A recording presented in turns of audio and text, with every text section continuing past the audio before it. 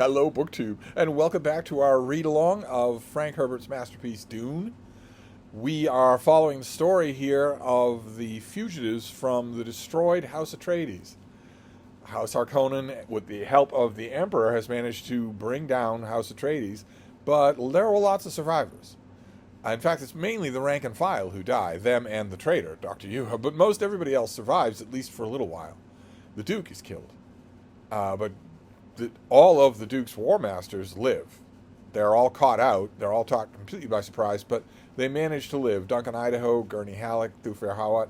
In the last chapter, we saw Thufir Hawat captured by the Harkonnen/Imperial forces. Paul and Jessica, the Duke's heir and his woman, survive, barely. And we saw them as well. They are alone in the desert, being hunted by the ornithopters that they assume belong to the enemy. And in the chapter that we're reading today, we see that those ornithopters were not the enemy. They were actually Duncan Idaho. And Liet Kynes. Dr. Kynes is the Imperial planetologist. He is studying the bioscience of the planet Dune. And he is also the judge of the change. An imperially appointed official that is supposed to make sure that when one house leaves a planet and another one comes in, as happened here when House Harkonnen left and House Atreides came in, the forms are obeyed. And nobody knifes each other. They don't just burn buildings or whatever. We learned early on in the book that Liet Kynes has been ordered by the Emperor to betray House Atreides in his capacity as Judge of the Change. But Dr. Kynes has another identity. We're told early on, a character notices all of his affectations and realizes he's gone native. He's become a Fremen. But the full extent of it is far greater than that. He is a quasi-religious figure for the Fremen, named Liet. We're told early on in the book that advanced scouting done by Duke Leto Atreides notices that the Fremen will often say things like Liet willing or Liet knows, so that they're not 100% sure in that first staff meeting whether or not this character of Liet is real. He may just be a mythological figure. It turns out, and this chapter confirms it, that Liet and Kynes are the same person. Duncan Idaho and Dr. Kynes take in Jessica and Paul to a complex, an underground complex in the desert that is a geological testing station of a string of which the Emperor had installed eons past. And it's all very civilized. There's scientific equipment. There's clean metal floors with electronic pointing arrows to direct you. And Kynes wants to know what to do. He, in a way, he already does. Remember when we have that great scene earlier on where the Duke and Gurney Halleck and Paul are led by Dr. Kynes in an ornithopter into the desert in order to see spice being mined. And when Duke Leto in that scene is being nice to Dr. Kynes, we get a little snippet of Kynes' thought saying, the fool doesn't think I'm foolish enough to throw in my lot with him, does he? And yet, in this chapter, it looks like Kynes is doing exactly that. And he himself is confused by it. That note comes up over and over again in this chapter, is that he's not really sure why he's doing this, except that these people are worthy. And in this chapter, he meets Paul without the father, and at one point mistakenly lapses and calls him lad, and Paul brings him up short. Tells him, you will address me as my lord or sire. And yet, at the same time that Paul is wrapping his nose, Paul is also winning his loyalty. Precious little good it will do either one of them, but he does almost instantly win Kynes' loyalty. Jessica is there in the room and wonders, not for the first time, you get the strong impression it's not for the first time, that she wondered how exactly the Atreides do this. How do they win such loyalty so quickly? Little guessing, of course, and even Paul himself doesn't guess the full, horrifying, galaxy-changing extent of that talent in the future. We don't have to worry about that now. They are talking with Dr. Kynes about their plans, and we learn what Paul's plans are. The spice is the key. He said that in the last chapter that we saw him in. he wants to make trouble for the emperor. He wants to get before the Landsrat, the governing body of the great houses, and give them proof that he hopes will be supplied by the Fremen, that the emperor sent his own imperial Sardaukar disguised as Harkonnen warriors to help overthrow the Duke.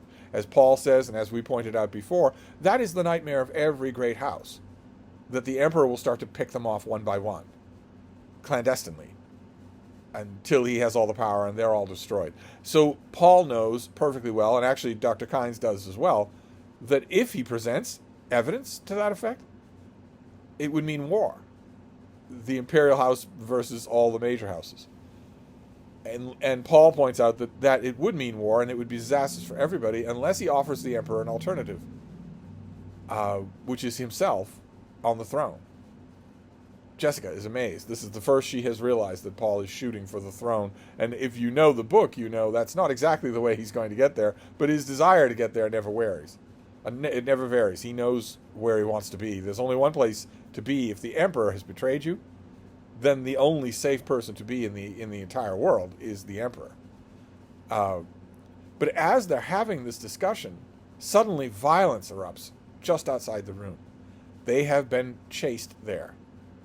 Duncan Idaho has returned, and he has been followed by Harkonnen men, by Sardaukar in uniform of Harkonnen men. It doesn't matter. It's a great cinematic moment where the door of the room partially opens and they see Duncan Idaho fighting for his life to buy them time to escape.